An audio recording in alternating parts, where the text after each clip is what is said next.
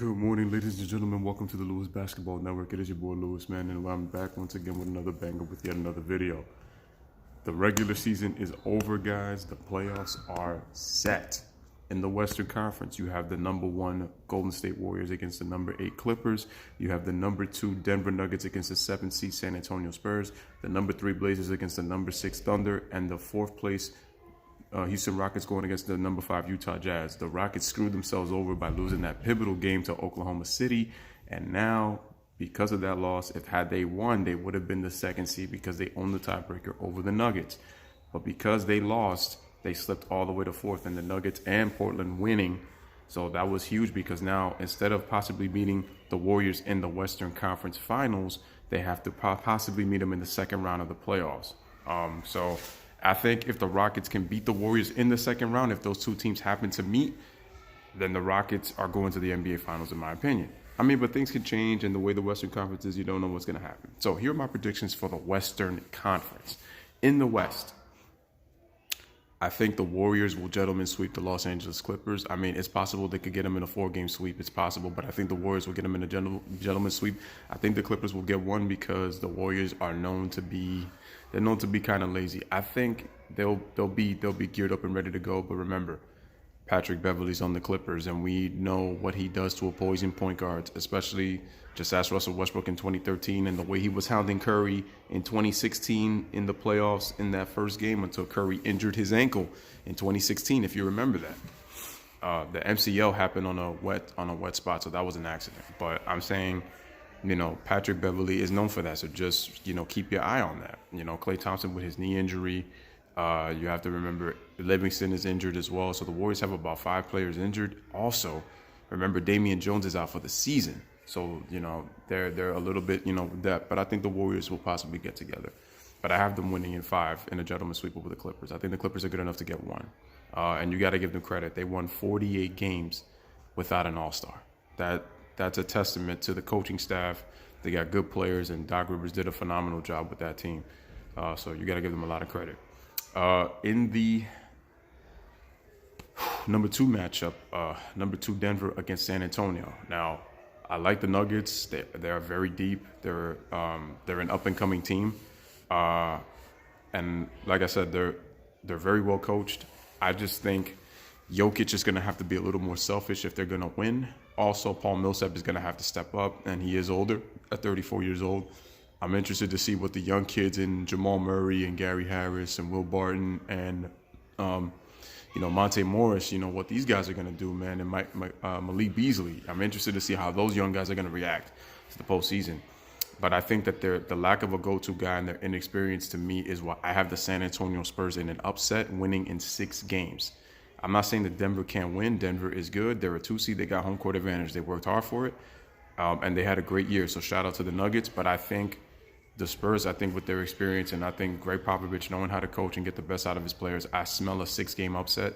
That's just me. I think the Spurs will win in 6 in an upset. The number 3 matchup, Portland against the Oklahoma City Thunder. This one is really interesting for me because personally, I said to myself, I got the Thunder winning in 6, but I said that has CJ McCollum been healthy, because remember, his status is up in the air with that knee injury. I don't know how well he's going to perform in the postseason.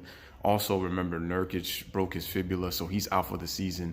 And the fact that they got a little bit deeper, adding Cantor, I think their bigs with Cantor and Nurkic would have been able to match up with OKC's bigs. And I would have possibly gave the Blazers at full strength. And because their ability to shoot the 3, I would have gave, and McCollum and Damian Lillard using the pick and roll and be able to kind of go off, even though they're small guards, using their quickness, and they have a little more depth. At full strength, I would have picked the Blazers to win in 6 over the Thunder. But I think Russ and Paul George has something to prove. I think OKC's the loss of Nurkic is going to be huge for them. And I think I have Oklahoma City winning in 6 with Russ and PG showing up in that series. Good thing it ain't Joe Ingles, right, PG? Okay. And last but not least, the Western Conference matchup of the 4th seed Rockets. That loss against Oklahoma City on Tuesday really, really, really hurt them. But they got the number 5 Jazz now. I would pick the Jazz in an upset because of the fact that they have Donovan Mitchell and they have the defense. And Donovan Mitchell has actually had a better year, especially in the second half of the season, because he got off to a slow start last year, just like he did his rookie season.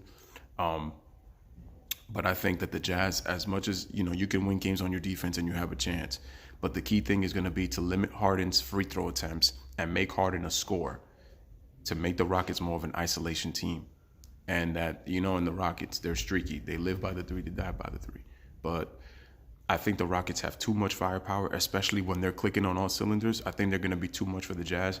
I got the Rockets winning in 6 in the Western Conference. So those are my first round picks. I'm only just doing first round picks. Let's see. In the Eastern Conference, I think this is the one series, the one conference I think where everything is going to be, to me, a sure thing as to who's going to win. I got the Bucks over the Pistons in a 4-game sweep. But that's going to be depending on, like I said, Blake Griffin's knee, because he has knee issues. So I think a limited Blake Griffin is going to really hurt. So I think I got the Bucks in a 4-game sweep. Brogdon not being there is a blow, but I think they have enough to beat them in a 4-game set where they can get some rest, and then Brogdon hopefully could come back sooner than later. So I got the Raptors over the Magic in 5. The Magic, congratulations to them. They're a very good defensive team, and I give them a shot to win at least 1 game, but they're offensively challenged, and I think the Raptors have too much depth for them. And like I said, the Kawhi Leonard factor, having him there impacting the team with the depth that they have, is going to put the Raptors over the top. I see them in a gentleman's sweep in 5. Sixers and Brooklyn. Now this one's going to be interesting only because of Joel Embiid's injury, because he has knee soreness. I think a fully healthy, invested Embiid, I have them beating them in a gentleman's sweep, because I think Brooklyn can get 1, but I'm going to say Brooklyn has a chance to get possibly 2 games. So I'm picking the Sixers to beat the Nets in possibly 6 games. Most people probably will have them in 5. I'm going to pick 6 as wishful thinking. I know the Sixers are going to win the series, though, but I picked them at 6. Boston and Indiana. As you guys know, Marcus Smart tore his oblique muscle, so he's possibly out for the first 2 rounds. So I think it kind of evens it up a little bit, but the thing is the Pacers are still without their star, Victor Oladipo, who's out for the year with the patella issue. And I think the Pacers are good enough to get 2 games. So I got the Celtics in 6 over the Indiana Pacers. So in the second round, we will have, for the West, Warriors, Rockets, Thunder, and Spurs. And for the Eastern Conference, we're gonna have Bucks, Celtics, and Sixers, Raptors. So it should be interesting. But those are my picks for the first round. Let me know what you guys think of the first round. Who's gonna advance, man? As always, man, bless up, one love, peace. Thanks for watching.